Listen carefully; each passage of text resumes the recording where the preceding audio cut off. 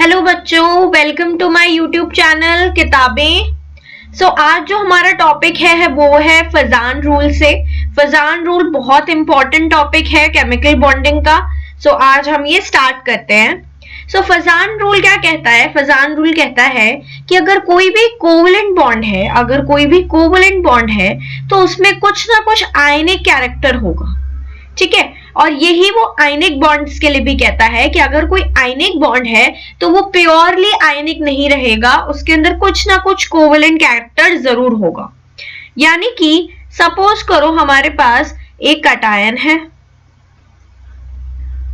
और एक अनायन है। ठीक है, अगर एक कटायन है एक अनायन है तो इनमें क्या होना लगेगा? पोलराइजेशन होने लगेगी, क्योंकि ये लोग क्या करेंगे? अट्रैक्ट करेंगे।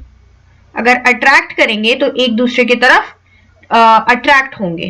जैसे कि अगर ये अपना कटायन है तो ये अनायन क्या करेगा? ये अनायन ऐसे हो जाएगा, डिसोसिएट हो जाएगा। यहां पे इस पे नेगेटिव नेगेटिव नेगेटिव आ गया क्योंकि ये अट्रैक्ट हो गया, और यहां पे इसके पॉजिटिव आ जाएगा। तो ये अपना हो गया पोलराइजेशन। इस टाइप से ये पोल्स जनरेट करता है या पोलराइजेशन जनरेट करता है। तो क्या हुआ? एक साधारण सा कोवलेंट बॉन्ड था, उसके अंदर भी कुछ कुछ आयनिक कैरेक्टर जनरेट हो गया, थोड़ा थोड़ा, और पार्शियली कह सकते हैं उसको। और आयनिक बॉन्ड के अंदर भी ऐसा ही हुआ, थोड़ा थोड़ा कोवलेंट कैरेक्टर जनरेट हो गया। ठीक है, ये होता है फजान रूल का बेसिक कॉन्सेप्ट। अब आयनिक बॉन्ड के लिए अगर हम कोवलेंट कैरेक्टर को देखने जाएं कि आयनिक बॉन्ड्स के अंदर कोवलेंट कैरेक्टर किस किस फिनोमेना पे या किन किन फैक्टर्स पे डिपेंड करता है, तो वो डिपेंड करता है सबसे पहले तो अनायन साइज पे। सबसे पहले इट इज डायरेक्टली प्रोपोर्शनल, ये प्रोपोर्शनल का साइन होता है। So it is directly proportional to anion size and inversely proportional to cation size. यानी कि अनायन साइज का मतलब है जो नेगेटिव चार्ज वाला आयन होगा उसके साइज पे ये डायरेक्टली डिपेंड करेगा, और जो पॉजिटिव चार्ज वाला आयन होगा उसके साइज पे ये इनवर्सली प्रोपोर्शनल होगा। यानी कि अगर कटायन का साइज बढ़ेगा तो कोवलेंट कैरेक्टर डिक्रीज होगा। ठीक है, अब ऐसे ही एक टर्म होता है आयनिक पोटेंशियल।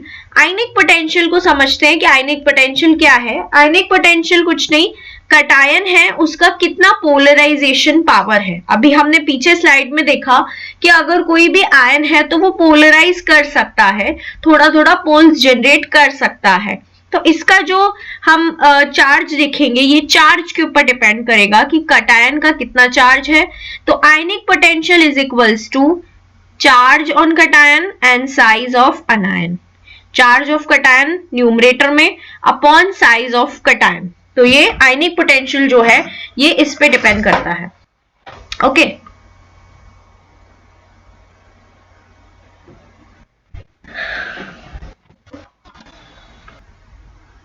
आपको एक ही आयनिक पोटेंशियल वाला फॉर्मूला याद रखना है। ध्यान रखना है आयनिक पोटेंशियल वाला फॉर्मूला सिर्फ कटायंस के लिए ही वर्क करेगा। अब आप पूछेंगे मैम अनायंस के लिए क्या करेंगे फिर हम? तो अनायंस के लिए भी देख लेते हैं। अनायंस के लिए जो फॉर्मूला आता है वो आता है पोलराइजेबिलिटी का। उसको हम टर्म का नाम देते हैं पोलराइजेबिलिटी। तो पोलराइजेबिलिटी डिपेंड करती है साइज ऑफ अनायन पे, साइज ऑफ अनायन पे, and also it is directly proportional to charge on anion, charge on anion। तो ये दो फॉर्मूलेज हैं, इन दो फॉर्मूलेज को आपको याद रखना है और इसी से ही आपके सारे क्वेश्चंस होंगे। तो ये था अभी तक का कॉन्सेप्ट। अब इसके ऊपर कुछ क्वेश्चंस कर लेते हैं तो आपकी इसकी लर्निंग हो जाए। सपोज क्वेश्चन आता है LiCl, NaCl, KCl and CSCl। Okay, ये क्वेश्चन है, आपसे पूछा है कोवेलेंट कैरेक्टर का क्या ऑर्डर रहेगा? कोवेलेंट कैरेक्टर का क्या ऑर्डर रहेगा? आयनिक कैरेक्टर का क्या ऑर्डर रहेगा? आयनिक कैरेक्टर का क्या ऑर्डर रहेगा? और हम लिख लेते हैं एक्सटेंट ऑफ पोलराइजेशन का ऑर्डर क्या रहेगा, यानी कि कौन कितना ज्यादा पोलराइज हो सकता है। ये क्वेश्चन है आपका। तो इसकी अप्रोच देखते हैं कि हम इसको कैसे सॉल्व करेंगे। सबसे पहले तो जो चीज कॉमन दिख रही है आपको इन चारों में से, आप उसको हटा दो। Like chlorine chlorine chlorine chlorine आपको कॉमन दिख रहा है, उसको हटा दो। और इनका अगर हटा देंगे तो ये अनायंस है, तो अगर हटा देंगे तो पीछे क्या बचेगा, कटायन। तो क्या हो जाएगा, Li plus, Na plus, K plus and caesium plus. ठीक है, तो ये हमारे कटायंस हो गए। तो कटायंस के लिए हमने क्या पढ़ा है, आयनिक पोटेंशियल, राइट। तो आयनिक पोटेंशियल या एक्सटेंट ऑफ पोलराइजेशन भी बोल सकते हैं इसको ऐसे समझ लो, ये ही है हमारा आयनिक पोटेंशियल।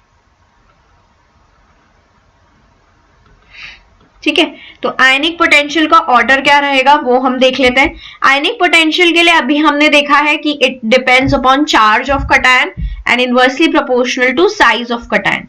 तो चार्ज तो देखो सब पे सेम है, सब पे पॉजिटिव चार्ज है, तो चार्ज तो सबका सेम हो गया, यानी कि फिर चार्ज तो हमें नहीं देखना।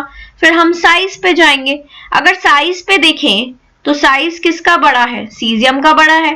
तो Li प्लस का क्या है, सबसे छोटा है, फिर सोडियम प्लस है, फिर K प्लस है और सबसे बड़ा है सीजियम प्लस, राइट। तो साइज का ऑर्डर ये रह गया। तो आयनिक पोटेंशियल इनवर्सली प्रोपोर्शनल होता है साइज के, ठीक है। तो इसका क्या हो जाएगा, ऑर्डर उल्टा हो जाएगा।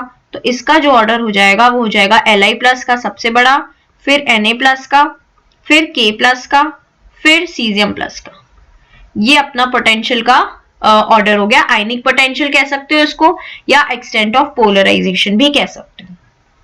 ठीक है, तो हमने देख लिया कि जो फाई है आयनिक पोटेंशियल, उसका ऑर्डर है Li plus, then Na plus, then K plus, then caesium plus. ठीक है, इतना हमारा आंसर आ गया है। लेकिन अभी आंसर खत्म नहीं हुआ है, हमें आयनिक कैरेक्टर भी निकालना है और कोवेलेंट कैरेक्टर भी निकालना है। ठीक है, उसका ऑर्डर भी हमें निकालना है। अब एक चीज आप साइड में नोट कर लेना कि if phi increases, ionic potential अगर इंक्रीज होगा तो एक्सटेंट ऑफ पोलराइजेशन भी इंक्रीज होगा। एक्सटेंट ऑफ पोलराइजेशन, तो ये है if phi increases extent of polarisation भी इंक्रीज होगा, कोवेलेंट कैरेक्टर भी इंक्रीज होगा, लेकिन आयनिक कैरेक्टर होगा डिक्रीज। ओके, तो इसी चीज को हम देख लेते हैं। फाई का हमारा ऑर्डर आ गया है, तो एक्सटेंट ऑफ पोलराइजेशन का ऑर्डर भी आ जाएगा इस हिसाब से। फिर एक्सटेंट ऑफ पोलराइजेशन, सेम ही ऑर्डर रहेगा एक्सटेंट ऑफ पोलराइजेशन का।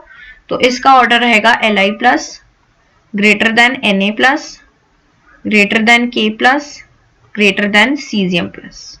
ओके, इस हिसाब से कोवेलेंट कैरेक्टर निकाल लेते हैं।